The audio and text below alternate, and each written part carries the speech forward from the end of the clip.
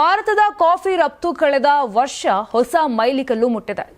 ವರದಿಗಳ ಪ್ರಕಾರ 2025ರಲ್ಲಿ ಭಾರತದ ಒಟ್ಟು ಕಾಫಿ ರಫ್ತು $2 ಬಿಲಿಯನ್ ಆಗಿದೆ. ಭಾರತದ ಕಾಫಿಗೆ ಜಾಗತಿಕವಾಗಿ ಬಹಳ ಬೇಡಿಕೆ ಇದೆ. 15% CAGRನಲ್ಲಿ ರಫ್ತು ಬೆಳೆಯುತ್ತಿದೆ.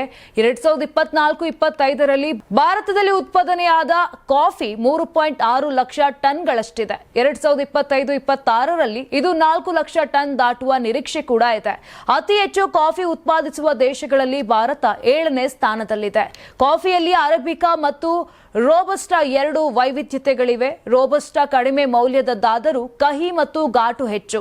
ಯುರೋಪ್ನಲ್ಲಿ ಈ ಕಾಫಿಗೆ ಬಹಳ ಬೇಡಿಕೆ ಇದೆ. ಭಾರತದ ಹೆಚ್ಚಿನ ರೋಬಸ್ಟಾ ಕಾಫಿ ಕರ್ನಾಟಕದಲ್ಲೇ ತಯಾರಾಗುವುದು. ಇಟಲಿ, ಜರ್ಮನಿ ಮುಂತಾದ ದೇಶಗಳಿಗೆ ಬಹಳ ರಫ್ತಾಗುತ್ತದೆ. ಇನ್ನು ಅರೇಬಿಕಾ ತಳಿಯ ಕಾಫಿಯಲ್ಲಿ ಫ್ಲೇವರ್ ಕಡಿಮೆ, ಆದರೆ ಇದಕ್ಕೆ ಹೆಚ್ಚಿನ ಮಾರುಕಟ್ಟೆ ಇದೆ. ಅದರಲ್ಲೂ ಪಶ್ಚಿಮ ಏಷ್ಯನ್ ಭಾಗಗಳಿಗೆ ರಫ್ತಾಗುತ್ತದೆ.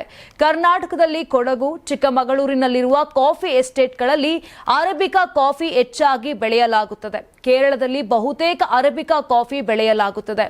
ಭಾರತದ ಒಟ್ಟಾರೆ ಕಾಫಿ ಉತ್ಪಾದನೆಯಲ್ಲಿ ಕರ್ನಾಟಕದ ಪಾಲು 70%ಕ್ಕೂ ಹೆಚ್ಚಿದೆ. ಕೇರಳದಲ್ಲಿ 20% ಕಾಫಿ ಬೆಳೆಯಲಾಗುತ್ತದೆ. ತಮಿಳುನಾಡಿನಲ್ಲಿ 5% ಕಾಫಿ ಉತ್ಪಾದನೆ ಇದೆ. ಭಾರತದ 95ಕ್ಕೂ ಅಧಿಕ ಕಾಫಿಯನ್ನ ದಕ್ಷಿಣ ಭಾರತದಲ್ಲೇ ತಯಾರಿಸಲಾಗುತ್ತದೆ ಎಂಬುದು ವಿಶೇಷ. ಈಶಾನ್ಯ ರಾಜ್ಯಗಳು ಹಾಗೂ ಒಡಿಶಾದಲ್ಲಿ ಸೀಮಿತ ಪ್ರಮಾಣದಲ್ಲಿ ಕಾಫಿ ಬೆಳೆಯಲಾಗುತ್ತದೆ. ಇನ್ನು ಭಾರತದಲ್ಲಿ ಉತ್ಪಾದನೆಯಾಗುವಂತಹ ಕಾಫಿಯಲ್ಲಿ 70%ರಷ್ಟನ್ನ ರಫ್ತು ಮಾಡಲಾಗುತ್ತದೆ. 2023-24ರಲ್ಲಿ $1.28 ಬಿಲಿಯನ್ ನಷ್ಟು ಕಾಫಿ ರಫ್ತು ಮಾಡಲಾಗಿತ್ತು. 2024-25ರಲ್ಲಿ ಕಾಫಿ ರಫ್ತು ಮೌಲ್ಯ $1.81 ಬಿಲಿಯನ್ ಇದೆ. ಭಾರತ 50ಕ್ಕೂ ಅಧಿಕ ದೇಶಗಳಿಗೆ ಕಾಫಿ ರಫ್ತು ಮಾಡುತ್ತದೆ. ಇಟಲಿ ದೇಶಕ್ಕೆ ಅತಿ ಹೆಚ್ಚು ರಫ್ತಾಗುತ್ತದೆ. ಕರ್ನಾಟಕದ ರೋಬಸ್ಟಾ ಕಾಫಿಗೆ ಯುರೋಪ್ ಅತಿ ದೊಡ್ಡ ಮಾರುಕಟ್ಟೆಯಾಗಿದೆ.